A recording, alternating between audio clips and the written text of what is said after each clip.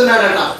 మరి మనం అమ్మ పరలోకాని కొరకు ఆ గురి కలిగి బ్రతుకుతున్నామా? పరలోకాని కొరకు గురి కలిగి బ్రతుకుతున్నామా అంటే చాలా మంది ఏం చేస్తున్నారంటే గురి తప్పి బ్రతుకుతున్నారు. ఏమవుతున్నారమ్మా? గురి తప్పి బ్రతుకుతున్నారు. తప్పు బ్రతుకుతున్న వారి గురించి ఏమంటున్నాడు అంటే 10వ అధ్యాయం 1వ వచనం చూద్దాం.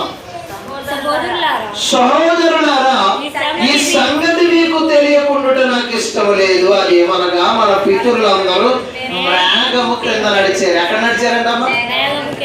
మేఘం కింద నడవబెట్టా. మీరు మేఘం కింద లేరా? పగలు మేఘస్తంభము, పగలు మేఘాల కింద నడిచారట. అంటే అర్థం ఏంటో తెలుసా? ఎండ సరాసరి ఎండ వచ్చి మీద పడకుండా మేఘాలు అడ్డుపడుతుంటే వీళ్ళు నా సాఫీగా నడుచుకున్నారట. ఆ మేఘాల కింద నడిచారట. సముద్రములో నడిచిపోయేది అందరూ మోషేను బట్టి మేఘములోను సముద్రములోను బాప్తిస్మము పొందిన. వాళ్ళు పొందుకున్నారా? మనకు తెలుసు కదా వాళ్ళు బాప్తిస్మం ఎవరు? నీట పొలగలేదు. కానీ వారు బాప్తిస్మం పొందుకున్నారని పౌలు చెబుతున్నాడు. ఎలా పొందుకున్నారట అంటే దేవుడు మాటకు నిలబడి. గురి ఏంటంటే వాళ్ళ గురి ఇదిగో ఐగుప్తు దేశములో ఉన్న మీరు ఎక్కడికి వెళ్ళాలి? కానానికి వెళ్ళాలి. పాలు తేనెలు ప్రవహించు కానానికి వెళ్ళాలి. కానానికి వెళ్ళాలి అంటే ఇదిగో ఈ గురి చూసి పరిగెత్తండి. ఈ గురిలో మీరు ఏమయ్యారో తెలుసా? సముద్రంలో నడిచిపోయారు. మేఘాలు మీ మీద నీడగా వచ్చాయి కనుక మీరు బాప్తిసం పొందారు. వాళ్ళు నిజానికి మనం పొందుతున్న బాప్తిసం పొందలేదు వాళ్ళు. కానీ వారు నడిచినటువంటి ఆశ్చర్య కార్యాల ద్వారా వారు కూడా బాప్తిసంలో ఉన్నారట, పొందుకుని ఉన్నారట.